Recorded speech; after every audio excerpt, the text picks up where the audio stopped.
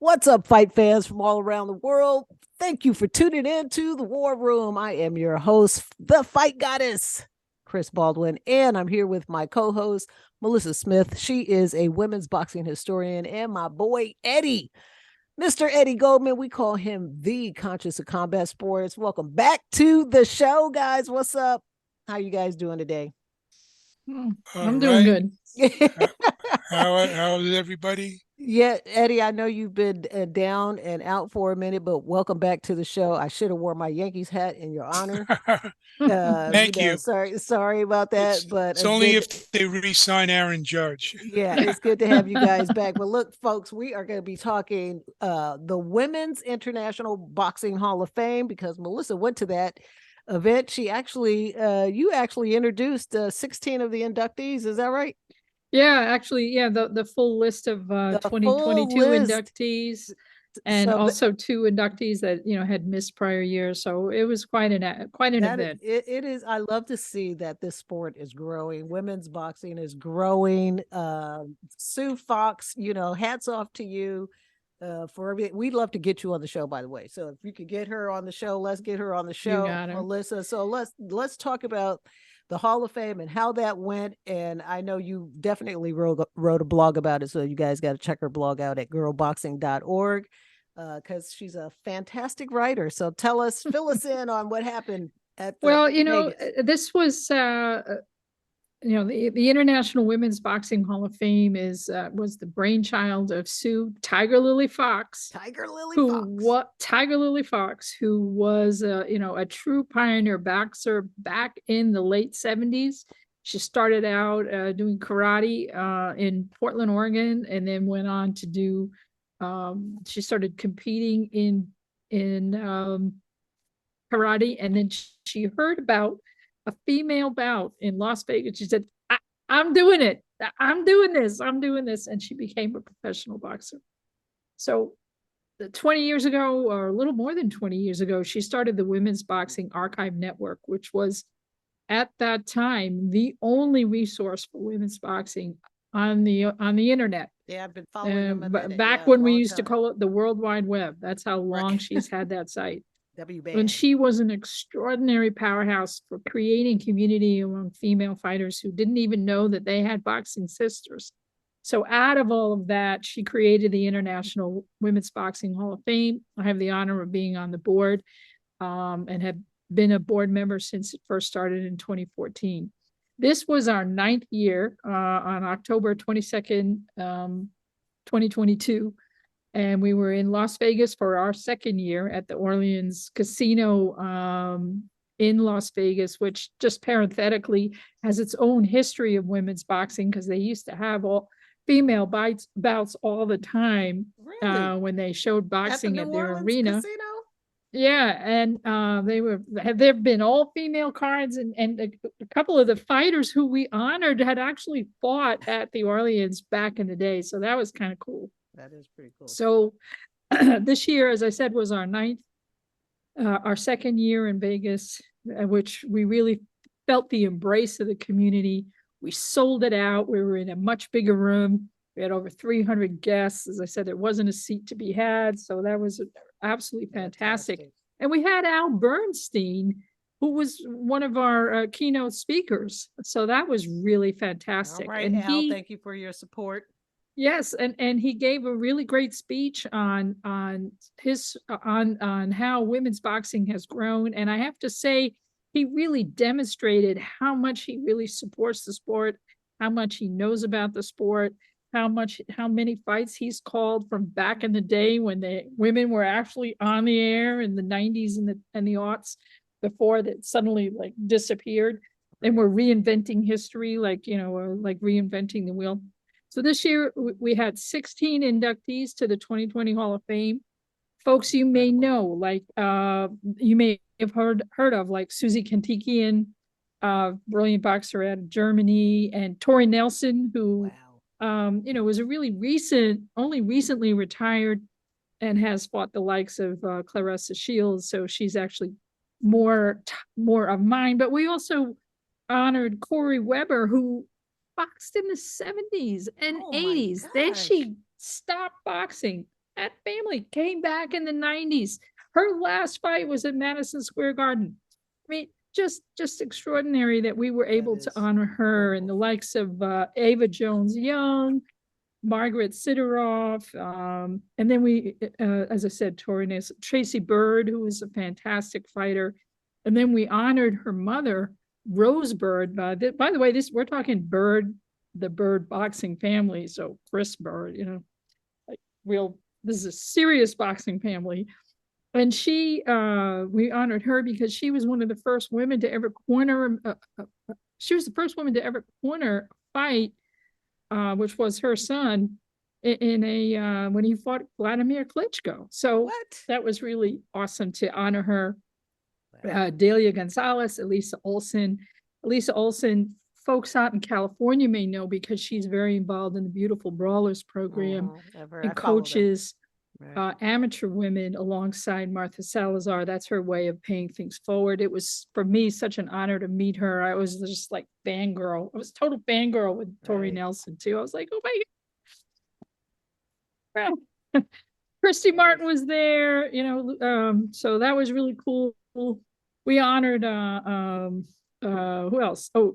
Tom Gerbazi, who, for his writing about women's boxing. I know, he's now sort of more in the UFC world, but he has really showcased women in his boxing column starting in the 1990s. Nice. And a guy named Jimmy Finn, who was an Irish promoter who used to work with Barbara Buttrick with the old WIBF organization promoting female cards, including the all-female card in Las Vegas that happened to coincide with when the building blew up in Oklahoma City. Wow. So kind of all the press in Vegas hightailed it for Oklahoma.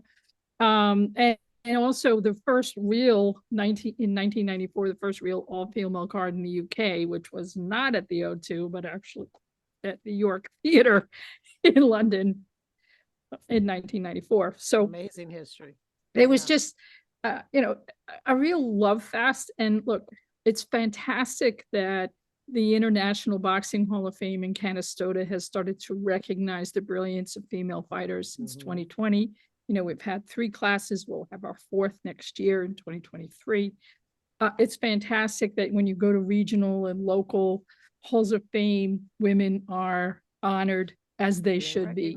Yes, but there is something really special about, what I'll call a room of our own.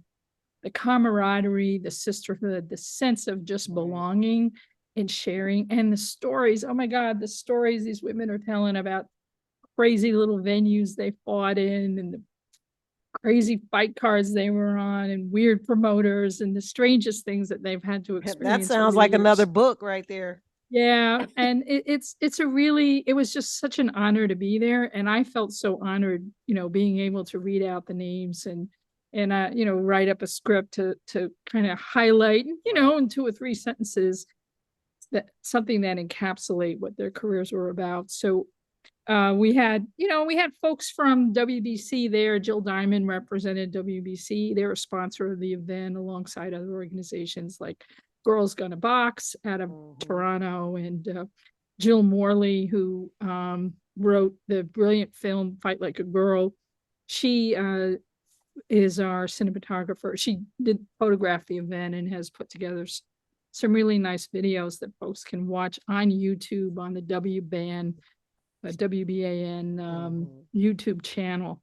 So worth seeing the interviews, worth seeing just watching little clips of the event and just seeing the joy that everybody had being there and being honored. I have to tell you, Tori Nelson in particular, I mean, I shed a tear listening to her because it meant so much to her to be honored.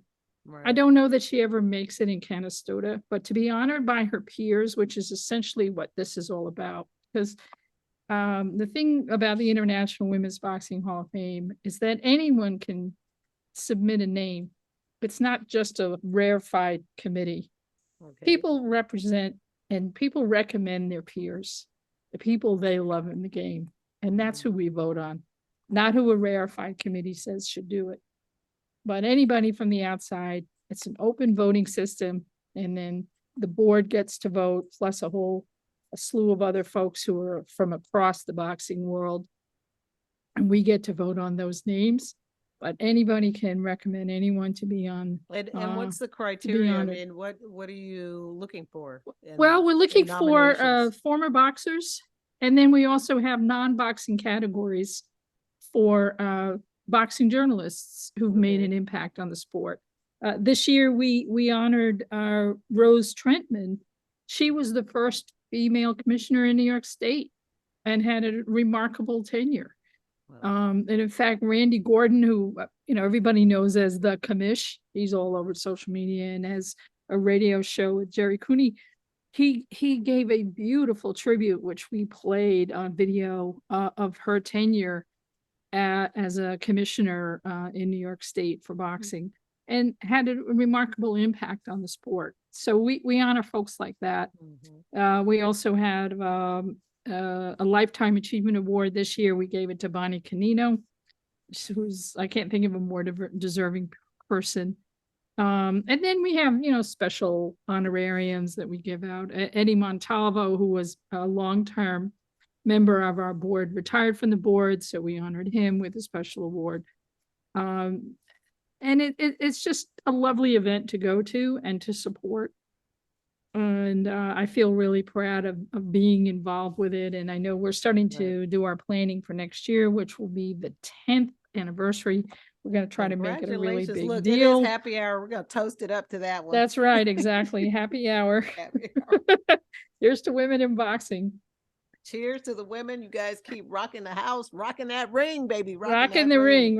Absolutely. And, That's right. there's been, and what was wonderful is that this event was a week after the card at the O2. Yeah. So everybody was just high. Hyped Were high. They were just sparkling from what had been achieved at the O2 with 2 million buys. That's phenomenal. It's phenomenal. And you guys think that's a big, it's a big deal. And what I contend is, it was 1.5 million that viewed Taylor Serrano, and because of Taylor Serrano, because women's boxing, that brand was bought out. They tuned in. That's right. They tuned in that extra 500,000, and it's why Top Rank got involved, because there is no way they would have ever had Michaela Mayer. Bob was not making a move until he saw those numbers. He was not making a move, but when they sold out the Madison Square Garden and they saw all those buys on DAZN, and the anecdotes for that fight card, and I think we've talked about this before, was that people were, Sky really did an amazing job to put it out there to get their 2 million, but that doesn't even count all the ESPN people, and they had more eyes on Shields Marshall than the card, than Haney in Australia. Exactly. Right? So, so that was kind of cool. Yeah. So the only other thing I want to talk about, other than, women's boxing keeps just hitting new heights. We had amazing fights just in the last 2 weeks. Tasha Jonas beat Eve-Marie Descartes. Little apologies for absolutely destroying the French pronunciation of her name. Destroyed her, American. In a good fight. So she's now seriously unified. You had Cameron defeating Chantel Cameron, absolutely beating the crap out of Jessica McCaskill. What? I missed that fight. Beat her bad. And McCaskill's where was she the first half of that fight? Beyond that, McCaskill may end up losing one or more of her belts at 147 because she lost at 140.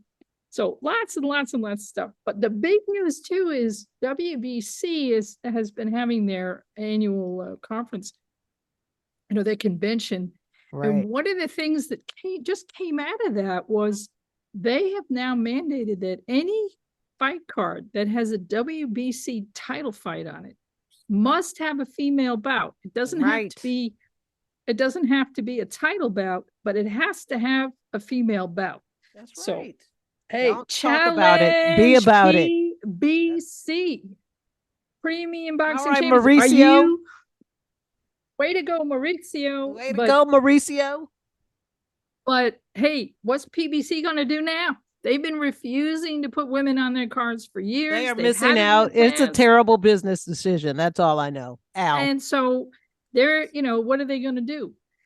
If they have a WBC fight, if they're going to have no choice, or maybe they just won't have WBC bouts on their cards. Right, Who knows? that's true. They don't have to So have the we'll WBC. see what's happening, because what you see in the UK on the Sky cards, on the Matchroom cards, on Golden Boy promotions cards, there are always women on those cards, and some seriously great fights. Sinisa Estrada, she just came back, had a fantastic fight as her first top rank fight. Really great bout. This is seriously great boxing. So we'll see what's going to happen. I'd rather watch them because I really tried. And I love Anderson Silva. I sat this weekend, past weekend, and I really tried to watch that Jake Paul fight. I just couldn't. I can't stand to see Paul's stance. I don't like anything. I mean, to me, Silva, he can box a little bit. A little bit. But Jake, oh my God, it was just it's embarrassing. It hurts your heart. Phone at the TV. That was embarrassing. It's a club fights at Gleason's gym on amateur night so are better. I was just so pissed. It's like I watched this guy, and the only reason he is in the ring fighting these top-notch, what used to be fighters, is because he's a white boy that had a gazillion followers. And it's just, it's a slap in the face. That shit pissed me off. It is. I agree with you. And I'll tell you though, if you want a boxing clinic, get on ESPN and rewatch Estrada. Sinisa Estrada is the real deal. She's an amazing boxer. And she hadn't fought in 11 months. And it was a very emotional fight for her. She was practically in tears at the end of it, just so grateful that she had been able to come back into the ring and fight. Did she get injured? What happened in her last fight? No, she was fine. The issue was the Golden Boy. She and Golden Boy Promotions had a lot of contract hassle. It's my understanding. Yeah. And then she signed with Top Rank, and they were able to get that together. Boot Oscar to the side.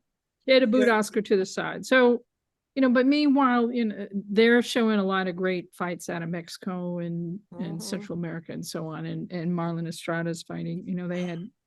And she's talented. Marlon Estrada I've watched her since she was an amateur. She's just phenomenal. She really is. Phenomenal talent. She's a very, very talented. I've been very impressed with her growth. Because I had my issues with her as an amateur and with some of her attitude that she showed, even when she's a little cocky. I mean, she can be a little. she did some things that were less than nice, but as a professional, she's really come into her role and is a beautiful boxer. Yeah. And Sinisa Estrada, beautiful boxer. So there's been some great boxing. Jonas fight, right? Chantel Cameron, beautiful boxing. But still, these fights are not on American television. Some of them may be on the ESPN Plus app, but they're not on television. They're not on ESPN. They're not on Showtime. They're not on anything else on television, which is still has a far bigger reach than any of these streaming services. Now that somewhere down the line could change. We've seen technology change from the days we had rabbit ears getting broadcast TV, the move to cable and all that. That may change at some point, but still in the United States, you don't have that.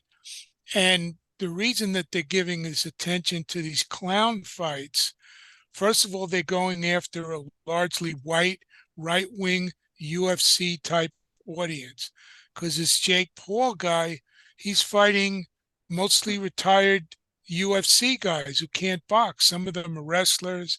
Anderson Silva came more from a striking background, but not boxing. Right. It's more stand-up, and was even kind of limited in that sense in terms of his grappling was kind of limited. Although, he had a tremendous winning streak in the UFC. So what they're doing is getting people, frankly, who are too stupid and too culturally backward to appreciate boxing, and who don't want to see a sport which is dominated and has so many excellent African American and Latino and Latina fighters from all around the world, they want to see basically a white supremacist organization in sport. So that's why one of the reasons they gravitate to something like the UFC, and they gravitate to Jake Paul on on pay-per-view, which you have to pay extra for. And they're making some money. I don't know what they're getting. I don't know the numbers on that, but I don't even know that that's that great. The novelty is wearing off because he always finds some reason or another not to fight a real professional boxer, and not someone that's like a low level boxer. He's claiming how good he is. Well, I don't, if he ever fights anybody that he's even half decent in the top 200 or 300 fighters, he's going to get the shit kicked out of him. So, but it's a scam going on to people that don't understand, and it's also because the network Showtime is showing Jake Paul stuff. They don't expose that. They don't expose what's really going on because they're making money. They're making money from this whole sham that's happening. So that's why you're seeing Jake Paul and people are even talking about him. People shouldn't be talking about him in any sport. He's only professional because he gets paid, but he's not excelling in any professional sport, period. And he might end up like his brother doing fake wrestling in the WWE, where it really doesn't matter if you're a bit acrobatic and do some gymnastics and tumbling and all of that. I think that's where he's going to end up sooner or later. Well, the fight only did 300,000 buys, they said, for this Jake Paul Anderson Silva fight. He And how wanted to many blame that on boxing Anderson fans? Silva, but we know that's some bullshit. Nobody wants to see that shit, Jake. That's the bottom fucking line. UFC people do because they have no idea what they're watching. They've been watching Horrible. this racist Joe Rogan every time someone throws a punch and just sort of flicks out a jab. What a great shot. It's great, and they've been watching that crap for years and they don't know any different. And they watch WWF and then WWE and they thought well, they knew that was staged, but they thought, oh, they're pulling the punches. But in terms of the form and the whole way people punch and move, that's what their frame of reference is. It's absolutely pathetic. I'm glad I didn't spend a dime on it, and Showtime showed it for free this weekend. So that's the only way I'm gonna watch anything like that. But anyway, Eddie, let's talk about did you want to give us an update on what's going on with the IOC? Are we in the Olympics as a boxing? Is the boxing still in the Olympics, or did we get the boot?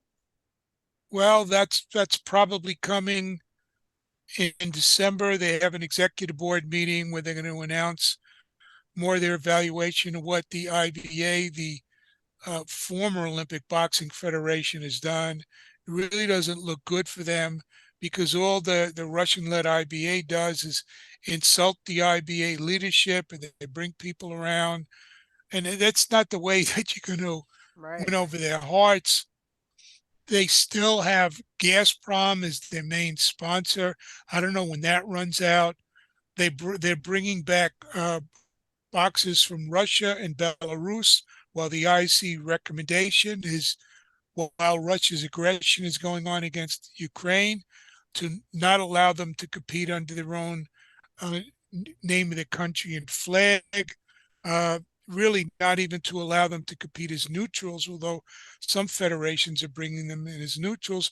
IBA wants to just bring them in as regular, and at the same time, they suspended the Ukrainian Boxing Federation, because the official leadership that they recognize took office on a phony vote. It was an illegal vote, and the IOC is just really embarrassed by this. And I think they're saying, look, we're going through all this crap. Boxing is a very dangerous sport. It's losing popularity. People are dying and getting in comas and all these terrible injuries from it. Why the hell do we need it? Why do we need all these headaches? We have these political headaches. We have these headaches with the sport itself. It is an aging audience. They're looking to replace it with some sports that aim more to younger audience, skateboarding and things like that. And of course, that has its own scandals going on because after all, it is the Olympic movement. But it'll have fewer problems. And they're looking again at the aging of the sports audience in general. So it remains to be seen exactly what's going to happen. So for 24 in Paris, the IOC is directly organizing the boxing competition, but still for 28 in LA, it's off the program, along with a couple of other sports which have been involved in controversy, modern pentathlon, which may be resolved, and weightlifting, which has been just loaded with doping scandals one after another. So they might be looking to modernize the whole program and deal with the whole fawning to Russia while all this stuff goes on at the same time. And they're looking at sponsors too. How many people are going to want to sponsor boxing? You still had a situation. Ring Magazine had an article about it, and you could look it up about Paul Bascon was fighting in the Asian Boxing Confederation championships. And you could watch the video of the referee seemingly stopping that fight for no reason. And a number of trainers went on and made statements that people have heard of. Ross Amber, amateur boxing just can't help itself. It just wants to be corrupt and evil. And there were other statements too, where other trainers called an amateur boxing analyst, Taylor Higgins, called it one of the worst stoppages I've ever seen. So it's the same stuff. It's the same stuff happening over and over and over and over again. So why does the IOC need it? And the ramifications are going to be great for all of boxing, because if boxing is no longer an Olympic sport, the government and sponsor funding dries up for much of the amateur game. And that will have a ripple effect. We could talk about how many top professional boxers came from the Olympic movement. I mean, it's really obvious. We've been talking a lot about women's boxing, but also men's boxing too. How many have come up through that? Well, And who funds the Golden Gloves, Eddie? Like, that's an amateur program here in the United States. So who funds the Golden Gloves? Do you know? You know, Is it that's a good question. I know they've been sponsored in the past by the New York Daily News, the New York Golden Globe. Yeah, in New York, and that is no longer. It's now the USA Boxing Metro has their Ringmaster series. They get a lot of their funding is raised locally, and then they get a certain amount of funding from USA Boxing okay. as a whole. Which is and the USA Olympic Boxing, team. right? And, well, it's tiered. You know, they have different levels. There's the Junior Olympics, there's the Pee Wee leagues, and all of that, Right. and then there's the elite level. But those competitions come out of regional or local things like the Ringmasters in New York, which is coming up in December. Winners there will have the opportunity to compete in the nationals at USA Boxing and have the opportunity to become a member of the national team if they win in that particular weight class. And that's for men and women. And then that national team would compete for an Olympics. Competes internationally. And I mean, aside from the Olympics, there's the Pan American Games. There's all sorts of games. And then there are more localized competitions, or you may have invitationals, which are, will have, 4, 5, 6 different countries will compete together in sort of like a test. And then there are annual worlds that are held annually. And then the Olympics then came into that, are part of that world's cycle, similar to other sports. But so IBA manages those some of those international competitions. And even if the Olympics goes away, there's some question as to how those world competitions are going to be managed and handled, and whether IBA will be doing that or not. I know that Junior Olympics are going on right now. There's a JO world competition going on right now in Spain. There's a big USA boxing team, which the folks from Beautiful Brawlers are there in part as sort of along with the rest of the team, because a lot of the women who are competing in the JOs come out of their amateur program.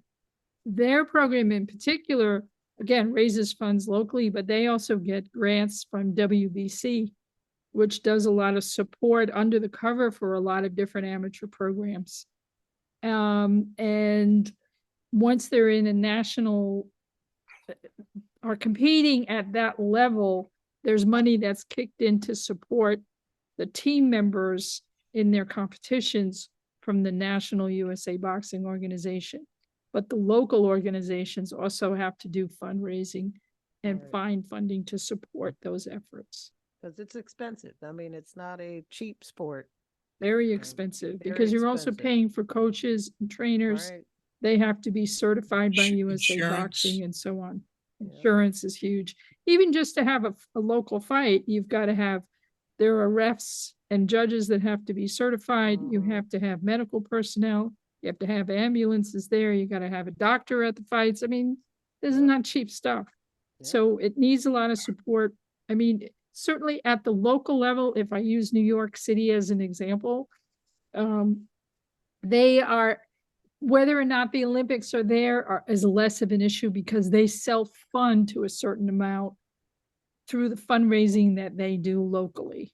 Right. But they do get money that's kicked to them from the national organization. And without an Olympic, a lot of that's going to dry up. A lot of that may well dry up. It could exist as a relatively minor sport. There are a lot of sports that aren't in the Olympics, in the combat sports, that exist sort of on the margins of the Olympic movement.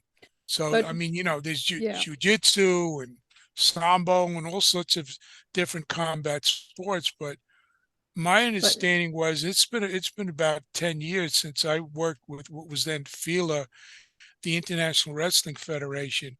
But from my discussions, was that basically the IOC, it does not particularly like combat sports in general. And they're looking, if this is a way to get rid of one, which is what Bach has called the problem child, this will be the way to do it, and replace it with something that they feel they're going to have a lot fewer problems with.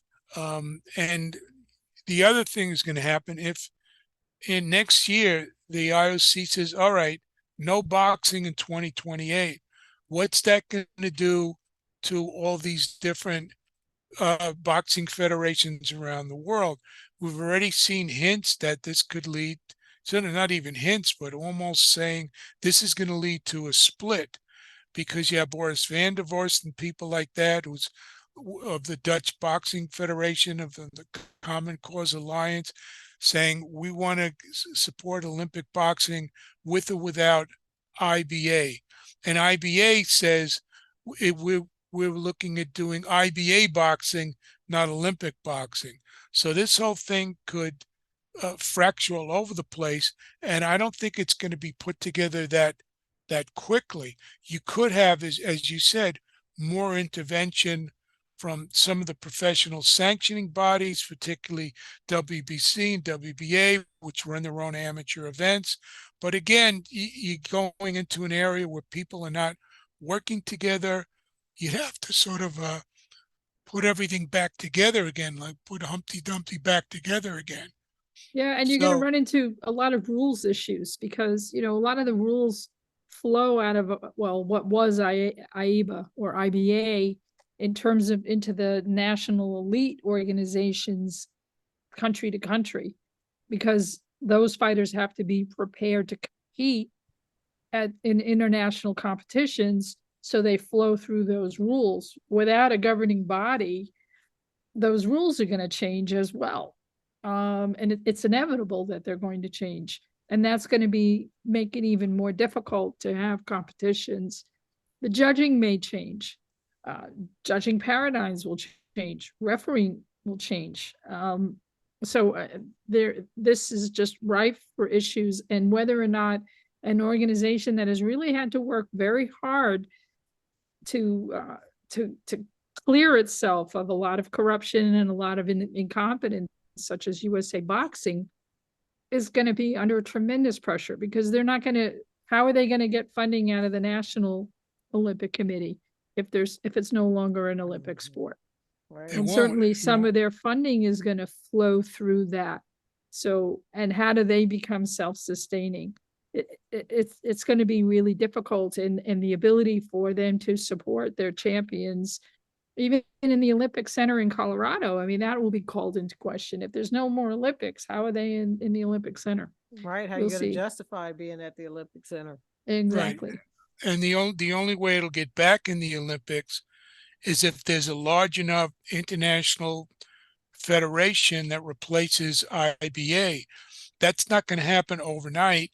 And it looks like that Kremlev has been throwing around a lot of money, particularly in Africa and Asia, to a lot of different countries, opening up academies and all of that, buying off these local federations, most of which make virtually no contribution to the Olympic movement, to get their votes, as we saw in the recent Congress that they had, which refused to even have a revote for president, and of course never had a revote for the board of directors, after wrongly the Common Cause Alliance people were even barred from running.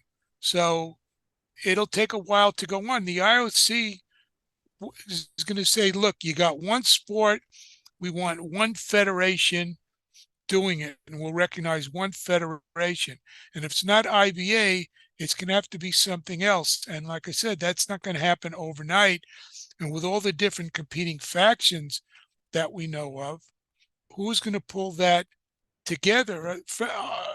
Really, the one person that could have salvaged it quickly is kind of unavailable, and that's Vladimir Klitschko, because he expressed an interest a couple of years ago when a lot of this was going on. But obviously he's involved in defending Ukraine against Russian aggression and all that, and he's called for Russia to be completely banned from all sports and all that.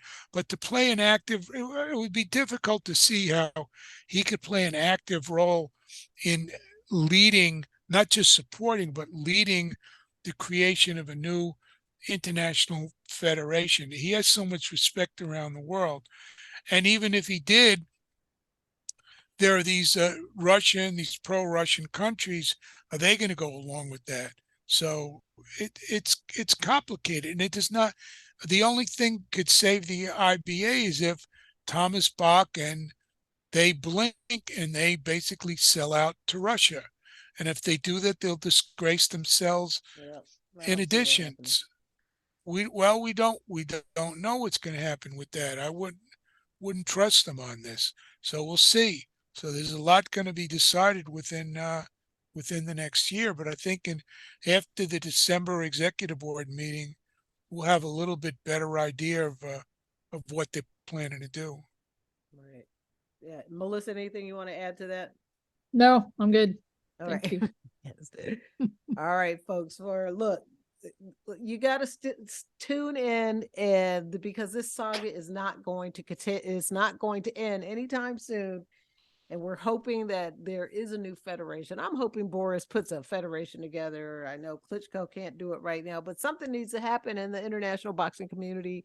And because we need that pipeline, we need that talent, they need that support. So I'm hoping that somebody comes through for our athletes. In the meantime, folks, we are going to pass it off to Melissa. You tell the people where they can find you. Sure. Well, on Twitter, as long as it's in existence. Space Karen doesn't kill it. Yeah, right. Space Karen, where I like to call them. Right. Apartheid Karen. Apartheid Karen. I'm at Girl Boxing Now, and on Twitter and Instagram, and my website is girlboxing.org. And holidays are coming. If you're looking for a present, you can get A History of Women's Boxing. It's available on Amazon.com. I ordered your book, and it still has not arrived. It's been almost 3 weeks now that you mentioned it. I need to check in with Amazon, find out where the hell my book is. Yeah, where is your book? That's all right. right. Yeah. I'm trying to support. Amazon's screwing up a lot of orders. Yeah, they are. Yeah, I know they are. And they're going to fire God knows how many people. But aside from all of that, I'm also at girlboxing.org. And I am writing my blog, and I am at work on a new book. Oh, thank you, honey. It is. You're such a great writer. And I'm at work on my new book called The Promise of Women's Boxing, working title. It's going way too slow. I need to kick my own butt. Look, let me light a fire under that butt. Let's go. Light a fire under that butt. But yeah, so and that's my story. There you go. All right, Eddie, tell the people where they can find you, baby. The best way to keep up with what I'm doing, regardless of what happens with social media, is eddiegoldman.com, because I'll list links to all the stuff that I'm doing. I'm still on Twitter at NHP News, but as we know, it's utter chaos there. We don't know what's going to happen. People are fleeing Twitter. I'm looking at some of these other social networks. It seems that some of the more intelligent discussion is moving over to this social network called Mastodon, but it's a different from Twitter, that they're a separate server. So I just got on that. Again, being in the hospital sort of slowed me down doing some of this stuff. So we'll see where all that stuff leads. But you can still do that. And I'm still doing my Patreon page. So support independent journalism, patreon.com/Eddie Goldman. And that's where I am. Right on, Eddie. All right, folks, you guys can find me on Twitter at Angry Afro Radio, and I'm on Instagram at Fight Goddess Fitness. And I did download Mastodon, and it's a mess right now. I just can't. Counter Social was better. What was the one that we were on? I told you guys to do. I can't. Counter Social, I cannot read. It's like one big blur. There's one tiny big fire hose. tiny gray print on a black background. I thought his layout was better. That's Jester's layout over from Twitter. But anyway, folks, look, follow us at WAAR Sports too. You guys can check our website out at warsports.com. That's WAR with 2 A's, sports.com. And until next time, peace, love, and push up.